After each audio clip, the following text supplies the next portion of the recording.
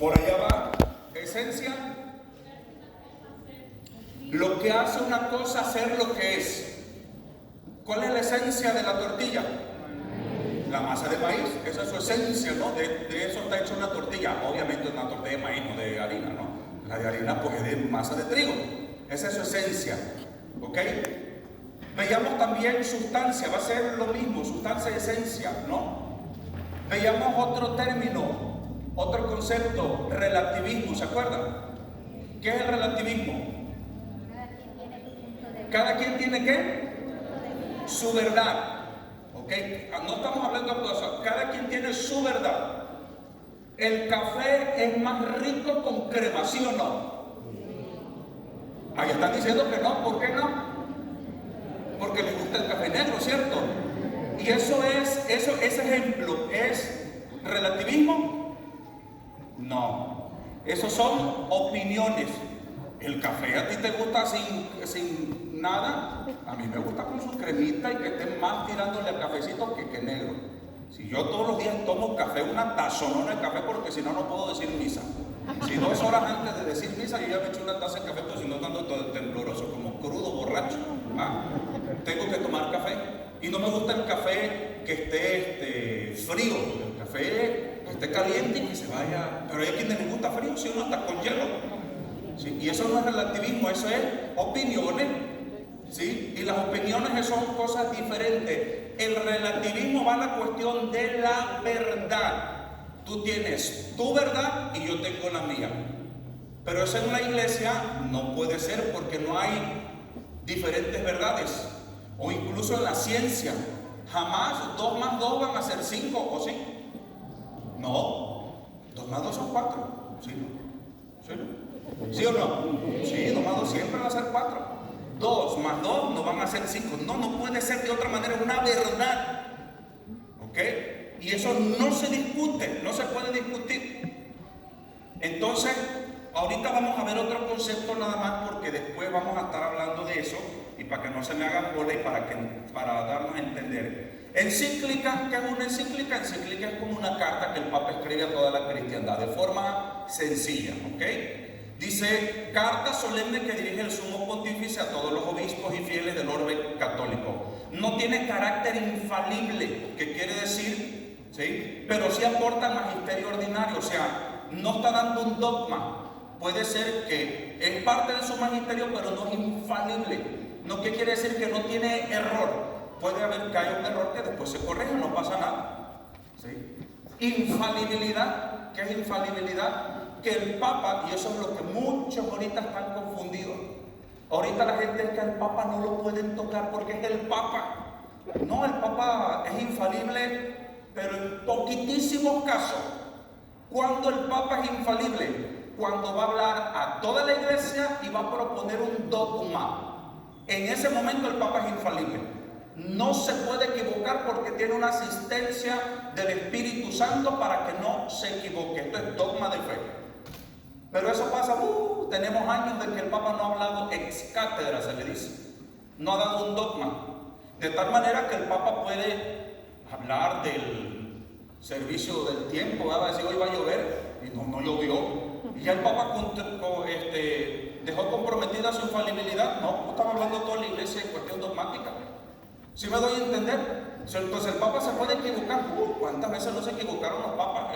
En el pasado se han equivocado muchas veces. San Pedro se equivocó. Yo se lo decía en la homilía. San Pablo lo tuvo que corregir porque ya andaba ahí de hipócrita, ¿no? Entonces, sí se puede equivocar, no hay problema. ¿Ok? Por eso tenemos que rezar por el Santo Padre, y rezamos todos los días, ¿verdad? En la misa, sobre todo por el Santo Padre, el Papa Francisco, ¿verdad? Luego otra expresión, otro concepto.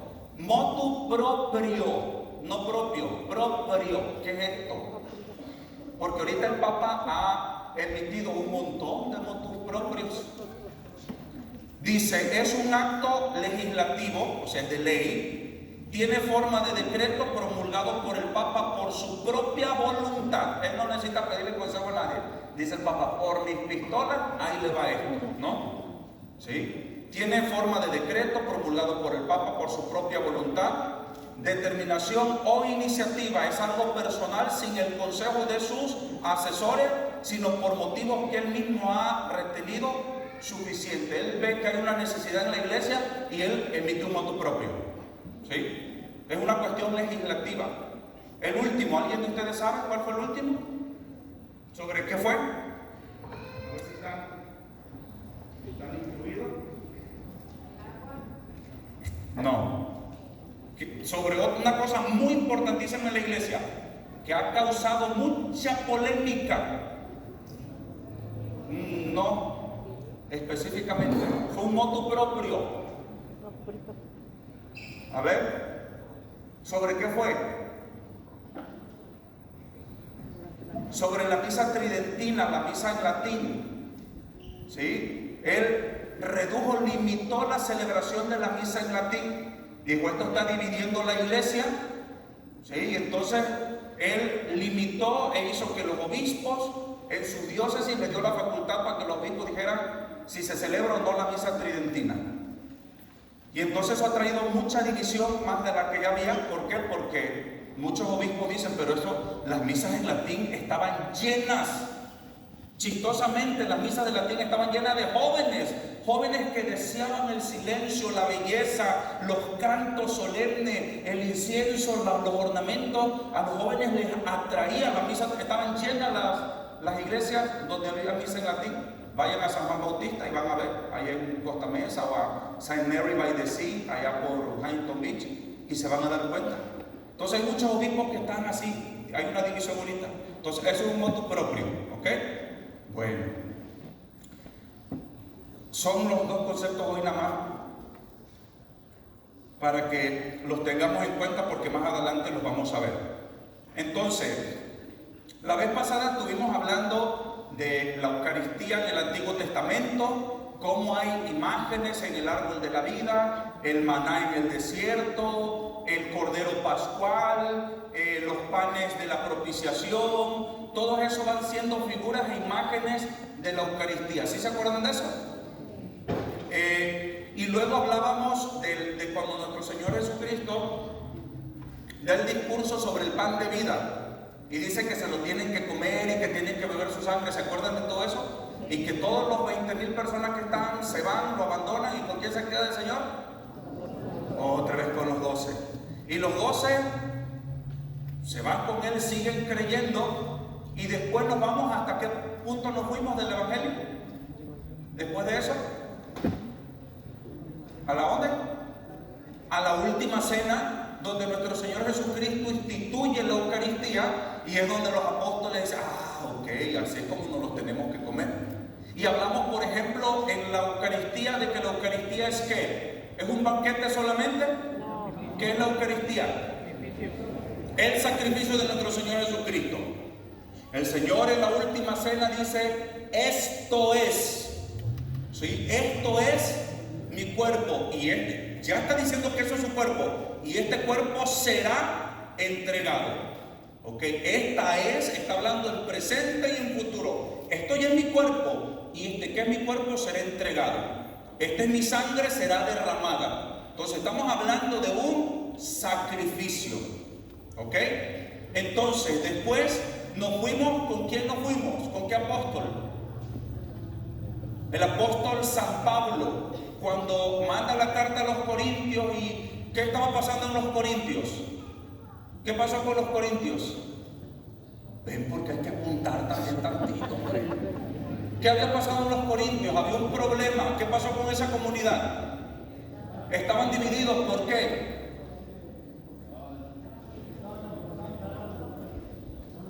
Por todo eso que están diciendo. Ellos habían ya confundido, como estamos confundidos hoy, la Eucaristía.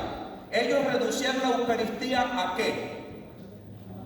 A un banquete. Esto es comer. Y si es comer, hay que traer comida y se era la pachanga, el ágape, ¿no? Y ya no se distinguía qué era la Eucaristía y cuál era el ágape fraterno. Y San Pablo, como él se las gasta, lo llega y les pone su regañadón y se remite a la tradición. Fíjense, San Pablo estuvo en la última cena. No, él no estuvo en la última cena. A él fue el último de los apóstoles, porque el Señor se le aparece tiene un encuentro con el Señor y de ahí el Señor los pesca como apóstol, pero él no estuvo en la cena, no fue parte de los 12. Pero lo que Pedro le transmite, o los demás le transmiten a él, es lo que él celebra en la Eucaristía. Y por eso decíamos que San Pablo dice: porque los he de felicitar por lo que están haciendo, si han convertido esto en un desorden, y los empieza a regañar. Les di la cita bíblica y ustedes si no la apuntaron, ¿sí? 1 Corintios 11:23.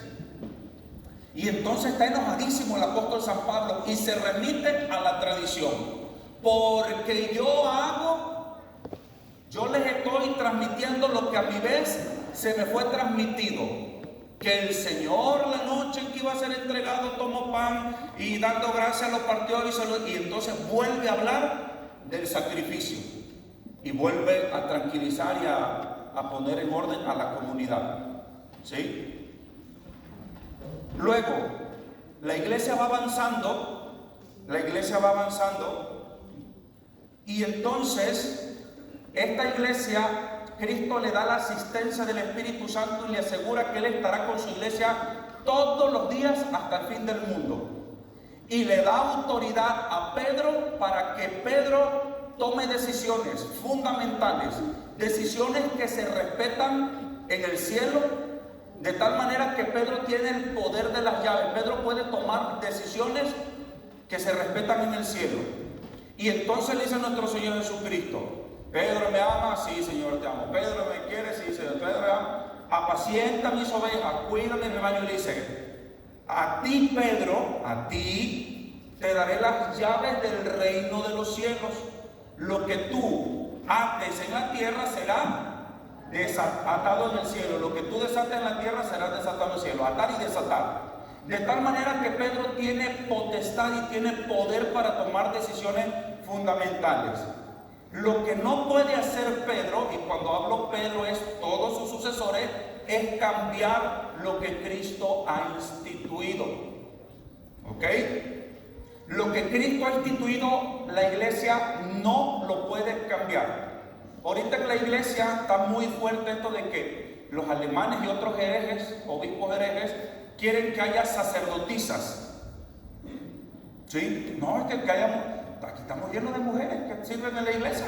Los hombres son medio sacatones, señores, con todo respeto, pero ustedes fíjense quién sirve en la liturgia y se van a dar cuenta. Las mujeres son las que sirven. Y entonces no, que las mujeres sean sacerdotisas. Ahora bien, ¿puede una mujer ser sacerdotisa? ¿Por qué no? Porque la institución divina fue que fueran hombres. Ahora, ¿es porque las mujeres no son dignas o porque las mujeres son de baja categoría o algo así? No. El ser humano que tiene la más alta condecoración, que tiene el más grande honor, que el ser humano privilegiado sobre toda la faz de la tierra y en todos los siglos, ¿quién ha sido? ¿Quién fue? Un ser humano, la Santísima Virgen María. Fue una mujer, pero esa mujer, nuestra Madre Santísima, no estuvo en la última cena. En la última cena estaba nuestro Señor Jesucristo con los apóstoles, y ahí instituye la Eucaristía y al mismo tiempo les está ordenando sacerdotes, de tal manera que la iglesia no puede cambiar eso. Pero los obispos alemanes están duros y dale que haya sacerdotisa y que haya diaconisa y todo eso. No puede. El celibato, dicen uno, es que eso en el concilio de Elvira la iglesia puso el celibato. En un concilio la iglesia no se inventa las cosas. En un concilio la iglesia viene a declarar algo que ya se hace tradicionalmente. El apóstol San Pablo era célibe. Todos los que fueron apóstoles y estaban casados dejaron todo y se hicieron célibes. De tal manera que en la iglesia llegó un momento donde para ser sacerdote había que ser célibe, o sea, no estar casado. Ahora bien, ¿puede haber hombres sacerdotes que sean casados? Sí. Eso sí lo puede cambiar la iglesia. Porque eso no lo instituyó Cristo, que fueran célibes, no lo instituyó Él. En un momento, Dios no lo quiera, Entonces, si pudiera, eso sí, por eso no lo instituyó nuestro Señor. Él no dijo, tienen que ser célibes, no. Incluso los obispos, dice en la carta de, ya no me acuerdo, que el obispo tiene que ser casado solamente una vez. Entonces, no hay problema. Eso sí se puede cambiar. Imagínense, yo tengo un perro, el pobre perro se la pasa solo en la casa todo el tiempo. ¿Sí? Ahí está el perro. Imagínense si yo estuviera casado, la pobre vieja toda hartada ahí, toda aburrida, toda angustiada.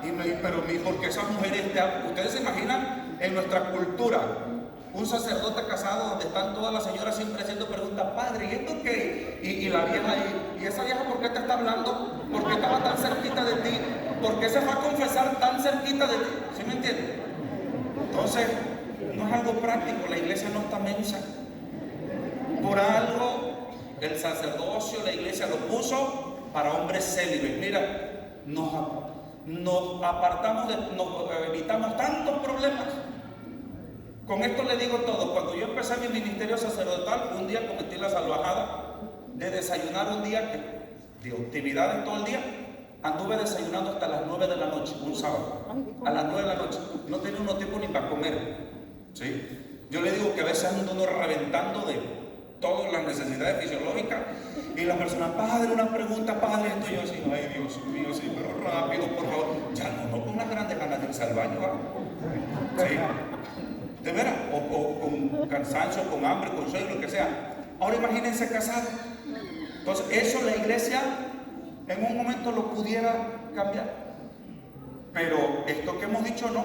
Entonces la iglesia tiene la asistencia del Espíritu Santo para ir dando orden y para ir profundizando. Nuestro Señor Jesucristo instituye la Eucaristía, pero Él lo dijo, a ver, cuando vayan a celebrar la Eucaristía tienen que llevar alba, crucíbulo, estola, casulla, y los diáconos dalmática, y tiene que haber 7 velas en el altar con un crucifijo. El Señor no dijo nada de eso. Nada de eso dijo. Eso le toca a la iglesia. ¿Ok? Y más adelantito iremos viendo esto. Entonces, la iglesia llega un momento donde al principio, luego de que los cristianos empiezan a predicar, empieza un problema en la sociedad. Había un emperador que estaba medio chiflado, se llamó el emperador Nerón, ¿sí? Nerón. Y de pronto Nerón un día se le quedó viendo a Roma y dijo, ay, qué fea se veía Roma, necesitamos una Roma nueva. Y va y le mete candela y prende y quema todo. Y el incendio se sale de control. Y todo el pueblo se le echa encima a Nerón, no, ¿por qué hiciste esto? Y él, para quitarse la vaina, agarra y dice, no, si yo no fui. Y como había un grupito de una que no se sabía qué eran, parecen judíos, pero ahora predican otra cosa, no vienen al circo romano, no hacen juramento, un grupo raro. Dijo el Nerón, esos que andan en ese pequeño grupo, ellos fueron los que le metieron candela a Roma. Y empieza una persecución. Pero la iglesia va a estar en persecución por los 3 primeros siglos y va a haber grandes persecuciones. Entonces, en ese tiempo de persecución, la iglesia no tenía tiempo de pensar, oye, ¿cómo le vamos a hacer para un culto bonito, darle culto a Dios? No, la iglesia no tenía tiempo de eso, oraban de una forma rudimentaria, porque lo que había que hacer era preservar la fe y guardar el pellejo también y reproducirse. ¿No? Los cristianos, por ejemplo, San Marcos se va a Egipto y en Egipto funda la iglesia que ahora son los coptos. Se separaron después de la iglesia católica, pero ellos también tienen todos los sacramentos y todo, la iglesia copta de Egipto, y lo fundó el apóstol San Marcos, ¿no? Y entonces cuando empieza la persecución, el patriarca de aquel lugar le dice, escóndanse y dedíquense a mantener la fe. O espérense. Los de allá de lo que ahorita es Turquía, que antes era la Capadocia, se van y empiezan a cavar unas cuevas y empiezan a vivir en cuevas los cristianos, a guardar el pellejo y a celebrar la misa en esos túneles, ¿no? Y es hermoso porque ahora en la arqueología se pueden ver los altares, todo lo que quedó de aquellos tiempos, ¿no? De cómo celebraban ellos la Eucaristía. Entonces, en esos primeros siglos no había un rito ya estructurado como lo conocemos ahorita, pero la celebración de la Eucaristía ya estaba. Va a llegar después un momento con Constantino, donde Constantino va a dar paz. Constantino va a ver que los cristianos se han multiplicado y que no hay gente más fiel, gente más honorable, gente más comprometida y convencida que los cristianos. Y como el imperio era un desastre, Constantino dijo: yo quiero eso en mi imperio. Esta gente yo la necesito porque necesito gente como esta. Y viene un tiempo de paz donde no los perseguían.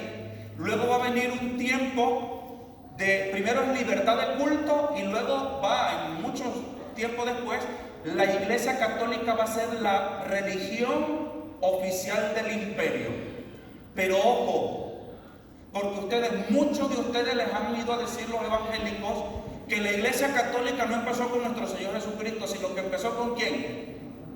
Con Constantino, ¿ya? ¿Va? Esa es la cantaleta de todo el tiempo. Es que la Iglesia Católica empezó, Constantino fundó la Iglesia Católica, ellos dicen. Y el problema no es que lo digan ellos. Si un testigo de Jehová me dice que la Iglesia Católica la fundó Constantino, ya va, tranquilo, sigue, hombre, tú sigue leyendo tu rollo, sigue ahí caminando, ¿va? O si me lo dice un evangélico, eso es su creencia, está bien que lo crea. Lo malo es cuando esto lo cree un católico. Ese es el problema. Porque hoy día hay movimientos en la iglesia donde dicen que con Constantino la iglesia se corrompió y la iglesia se echó a perder. Entonces tenemos casi 1700 años de una iglesia corrompida. Bueno, esto no está bien así. Y eso se dice hoy día en ciertos grupos de la iglesia. Es que la iglesia se corrompió con Constantino. Esa idea de que la iglesia se corrompió con Constantino es una idea muy fuerte en los adventistas del séptimo día. Elena G. de White, la fundadora de los adventistas, ella va a decir: la iglesia empezó con Constantino. No, pero ella va a decir: la iglesia venía bien, pero con Constantino se corrompió. Entonces hubo que apartarse. Entonces ya nosotros, todos ustedes y yo, no somos la iglesia de Cristo porque nos corrompimos, ¿sí? Pero eso lo dijo doña Elena G. de White, que andaba ya alucinando, ¿no? Pero cuando esto lo dice un católico, eso sí está grave. Oigan, en el tiempo de Constantino va a haber padres de la iglesia que van a escribir magníficamente y decir que la iglesia se corrompió teniendo a sus padres de la iglesia. Óigame, no. Entonces, mucho cuidado cuando ustedes escuchen esto dentro de la iglesia, ¿ok? Porque esto no es así. Hay que conocer la historia. Ok, Constantino utiliza a los católicos. Está bien, nos dio libertad de culto. Hasta en ese tiempo los católicos tenían que andar escondidos. Pero después de Constantino, ya la iglesia va a tener libertad. Y no tenían templo, no tenían dioses y no tenían parroquia. No, hombre, desperdigados, no puede ser. Pero cuando hay libertad, el mismo Constantino le va a decir a los obispos: te cedo mi basílica para que se junten los cristianos. La basílica era un edificio grandote donde entraba el emperador, y entonces le entraba el emperador con su séquito, y cuando llegaba al trono, el emperador hacía así y toda la gente se pegaba, ¿sí? Y entonces Constantino va a decir: te cedo mi basílica para que aquí celebren el culto, y en lugar de entrar yo, va a entrar el obispo. Y se empezaron a adoptar muchas cosas del imperio, no tiene nada de malo, ¿sí? Ahora el obispo va a entrar y va a presidir la Eucaristía, ya no escondida en las casas, sino ahora se van a ocupar las basílicas. Cuando estaban en la casa, hay una prueba muy bonita. No tengo ese libro, lo tengo en mexicano y no me lo pude traer, porque del primer siglo hay pruebas, por ejemplo, de que Cristo fue crucificado. ¿Y cómo podemos darnos cuenta de que Cristo fue crucificado? Porque hay lugares donde se han descubierto grafitis, como hoy día los chamacos que andan de malvivientes, ¿verdad? Que andan ahí de desastrosos y van y grafitean. Y allá como en 500 años nosotros nos encontramos un grafiti. Los grafitis hablan de lo que pasaba en la época, ¿no? Se han descubierto graffiti donde hacen una mofa, se burlan de nuestro Señor Jesucristo y lo ponen, no me acuerdo si como un burro o un perro crucificado, pero de cabeza. Se están burlando de él. ¿Pero qué nos están diciendo con eso? Que sí fue crucificado. Se están burlando, pero sí, porque sí fue crucificado. Entonces son pruebas. Y entonces hay otras pruebas.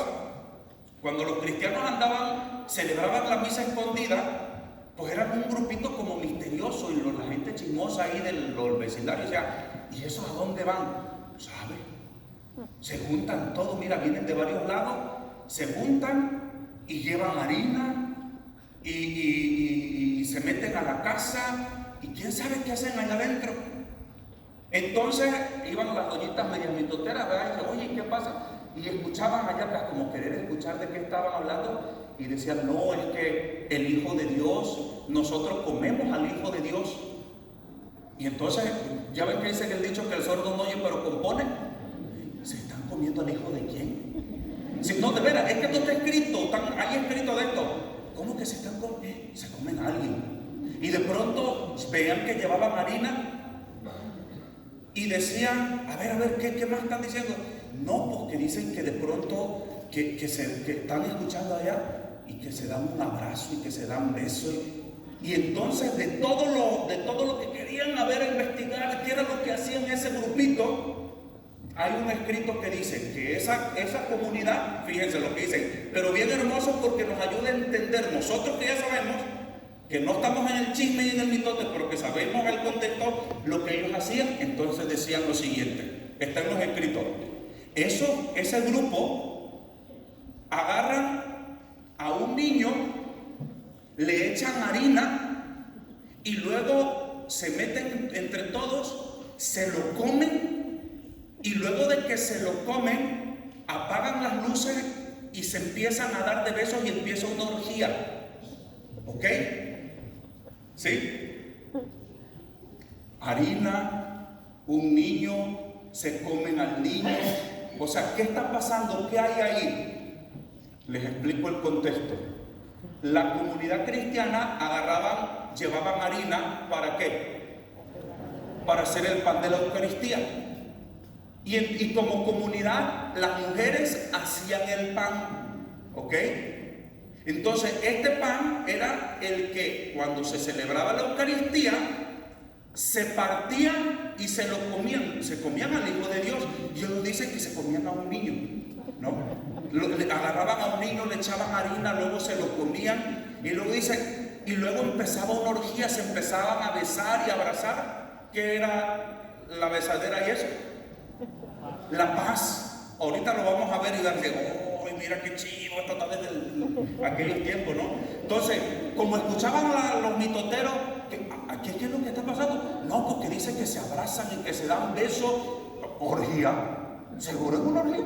¿Qué más puede ser si no una orgía, no?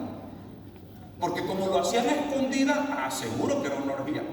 No, es que no tenían libertad de culto, se tenían que esconder. Y entonces cuando ya se comulgaba y todo eso, entonces se daban el ósculo de la paz, el beso, el abrazo de la paz. Eso era. Pero nos ayuda a entender que ya los cristianos desde el primer siglo están celebrando la Eucaristía. ¿Sí me doy a entender?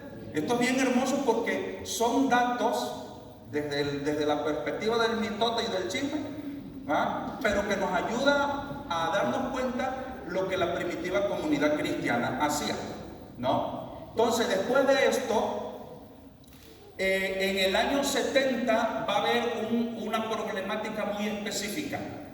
Los cristianos al principio, ellos iban al templo también, ellos iban al templo, ellos no se sentían como algo despegado del judaísmo, ellos seguían en las prácticas, ¿no?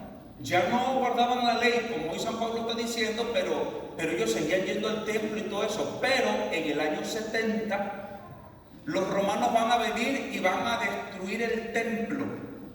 Van a destruir el templo, van a desbaratar todo. Y entonces a los cristianos, ya cuando se destruye el templo, ya no va a haber sacrificio porque matan a todos los sacerdotes. Ya no va a haber sacrificio. Y si ya no hay templo y matan a todos los sacerdotes, por ejemplo, como que hoy día mataran a todos los obispos y a todos los sacerdotes, ¿qué hacemos? Pues se acaba todo esto. Eso pasó con el judaísmo. Entonces, ¿qué es lo que hacen los judíos? Si ya no hay sacerdote, ya no hay templo, empiezan en la sinagoga.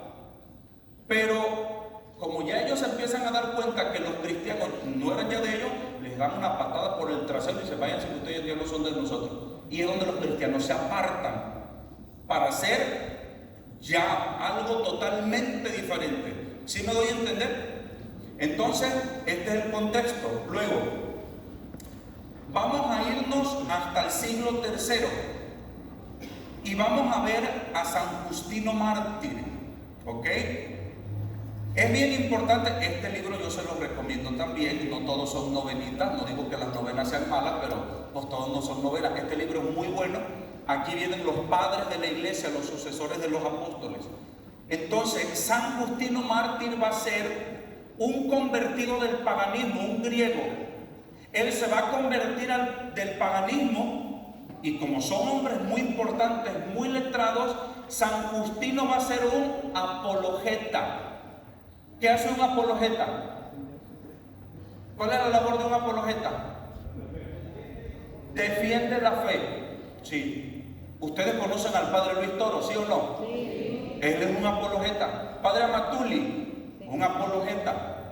El apologeta defiende la fe con argumentos, ¿no? Entonces San Justino Mártir va a utilizar la filosofía para hablar con la gente culta, con la gente de ciencia, sobre las verdades de la fe católica, ¿ok? Y entonces San Justino Mártir lo van a apresar porque la iglesia está en persecución, y San Justino Mártir va a ir a hablar ante el emperador, y fíjense lo que va a decir. Hermoso. Ahorita ustedes me van a decir qué está pasando ahí.